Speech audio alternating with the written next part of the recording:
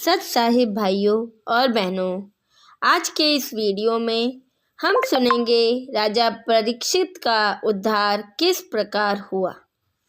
जिस समय राजा परीक्षित को ऋषि के श्रापवश तक्षक सर्प ने डसना था, तो राजा परीक्षित जी के उद्धार के लिए श्रीमद् भागवत की 7 दिन की कथा करनी थी। पृथ्वी के सर्व ऋषियों तथा पंडितों से श्रीमद् भागवत की कथा परीक्षित को सुनाने का आग्रह किया गया। वे वास्तव में पंडित थे। वे परमात्मा के विधान को जानते थे। उनको यह भी पता था कि 7वें दिन परिणाम आएगा। विश्व के बुद्धिजीव व्यक्तियों की दृष्टि 7वें दिन परीक्षित का क्या होगा, इस पर टिकी थी। पृथ्वी के सर्व पंडितों ने श्रीमद् भागवत की कथा सुनाने से मना कर दिया तथा कह दिया कि हम अधिकारी नहीं हैं। हम किसी के मानव जीवन के साथ खिलवाड़ करके पाप के भागी नहीं बनेंगे। जिस वेद व्यास जी ने श्रीमद् भागवत को लिखा था, उसने भी कथा सुनाने से इनकार कर दिया। सब ऋषियों ने बताया कि स्वर्ग से ऋषि सुखदेव जी को इस कार्य के लिए बुलाया जाए। वह कथा सुनाने के अधिकारी हैं। राजा परीक्षित के लिए स्वर्ग से सुखदेव ऋषि को बुलाया गया। कुछ समय नरक भोग कर युधिष्ठिर स्वर्ग में पुण्य फल भोग रहा था। उसने वंश के मोहवश होकर अर्जुन के पौत्र परीक्षित के उद्धार के लिए अपने कुछ पुण्यों को सुखदेव ऋषि को दान किया। उन पुण्यों की कीमत से श्री सुखदेव ऋषि जी विमान में बैठकर पृथ्वी पर परीक्षित राजा को श्रीमद् भागवत की कथा सुनाने आए। 7 दिन कथा सुनाकर परीक्षित का राज तथा परिवार से मोह समाप्त किया। तक्षक सर्प ने परीक्षित को कथा के दौरान ही डसा। उसी समय राजा की मृत्यु हो गई, परंतु कथा सुनने से परीक्षित का ध्यान संसार से हटकर स्वर्ग के सुख में लीन था। राजा के पद पर रहते हुए परीक्षित जी ने बड़े बड़े धर्म यज्ञ किए थे, जिस कारण से उनके पुण्यों का ढेर लगा था। वाणी में परमात्मा का विधान बताया है कि कबीर जहाँ आशा तहाँ वासा होई, मन क्रम वचन सुमरियो सोई। गीता में भी यही प्रमाण है कि हे भारत, परमात्मा का यह विधान है कि जो अंत समय में जिसमें भाव यानी आस्था रखकर स्मरण करता है, वह उसी को प्राप्त होता है। इसी विधान अनुसार राजा परीक्षित का जीव स्थूल शरीर त्याग कर सूक्ष्म शरीर युक्त सुखदेव ऋषि के साथ विमान में बैठकर स्वर्ग में चला गया। संत गरीबदास जी ने मनीराम जी को बताया कि सुखदेव ऋषि के द्वारा सुनाई कथा से राजा परीक्षित का मन संसार से हटकर स्वर्ग की प्राप्ति के लिए प्रेरित हो गया था, जिस कारण से मृत्यु के उपरांत उस जन्म में राज के दौरान किए पुण्यों के फलस्वरूप स्वर्ग चला गया। जन्म मरण का चक्र अभिशेष है। काल चक्र के लोक में स्वर्ग महास्वर्ग प्राप्ति को ही उद्धार हुआ मानते हैं, जो संपूर्ण आध्यात्मिक ज्ञान के टोटे का परिणाम है। काल ब्रह्म के लोक वाला उद्धार भी पृथ्वी के किसी ऋषि पंडित के स्तर का नहीं है, क्योंकि इनका पाठ व कथा यानी सत्संग करने में मान बढ़ाई उद्देश्य रहता है। एक दूसरे ऋषि के प्रति प्रसिद्धि की चाह में ईर्ष्या रोग भी लगा रहता है। सुखदेव जी एक संत जनक जी के शिष्य थे।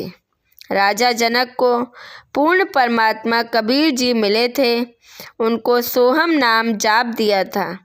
राजा जनक के प्रमुख तथा प्रिय शिष्य सुखदेव जी थे। जनक जी ने यह मंत्र केवल सुखदेव को दिया था, जिस कारण से सुखदेव का स्वर्ग समय अधिक है। राजा जनक के साथ काल ने धोखा किया था, क्योंकि उन्होंने अपने आद्य पुण्य 12 करोड़ नरक भोग रहे जीवों को दान कर दिए थे, जिस कारण से उनका स्वर्ग समय कम रह गया था और वे सन 1470 में पंजाब प्रांत में श्री कालूराम मेहता के घर श्री नानक नाम से जन्मे थे। सुखदेव जी को पृथ्वी पर किसी से कोई द्वेष तथा ईर्ष्या या मान बढ़ाई की चाह नहीं थी। उनके द्वारा सुनाई कथा का प्रभाव परीक्षित के मन पर पड़ा, जिस कारण से उनका स्वर्गवास हुआ। यदि अन्य ऋषि कथा करता तो राजा का मन राज व परिवार में रह जाता, उनका पुनः जन्म पृथ्वी पर होता, पुण्यों को राजा बनकर नष्ट करता। संत गरीबदास जी ने बताया है कि हे मनीराम, जब तक जीव का जन्म मरण समाप्त नहीं होता तो उसको परम शांति नहीं होती। फिर राजा बनकर राज की हानि लाभ की आग में जलता है, निर्धन बनकर कष्ट उठाता है, फिर पशु पक्षी आदि आदि के शरीरों में कष्ट उठाता है। आप श्री विष्णु उर्फ श्री कृष्ण जी के भक्त हो। आप यह भी मानते हो कि श्री कृष्ण यानी श्री विष्णु जी ने श्री भगवद गीता का ज्ञान अर्जुन को सुनाया। गीता ज्ञान सुनाने वाला गीता में स्पष्ट करता है कि मेरे से अन्य कोई परम ईश्वर है।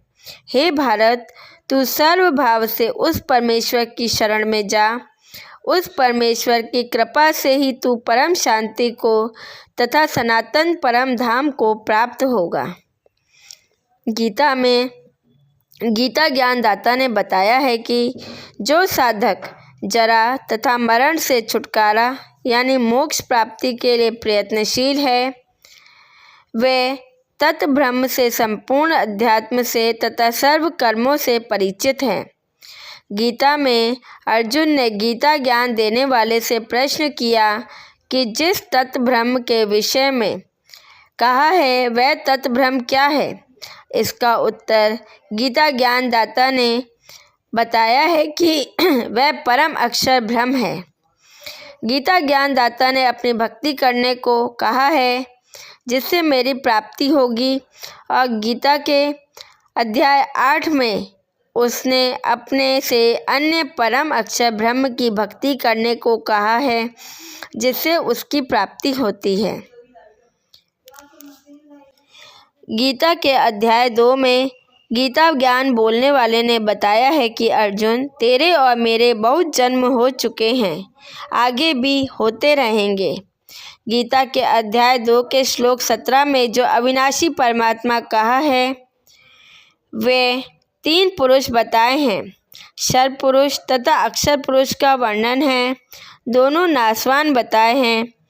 फिर अध्याय 15 में अविनाशी परम अक्षर ब्रह्म की जानकारी बताई है, वह उत्तम पुरुष यानी सर्वश्रेष्ठ परमात्मा कहा है।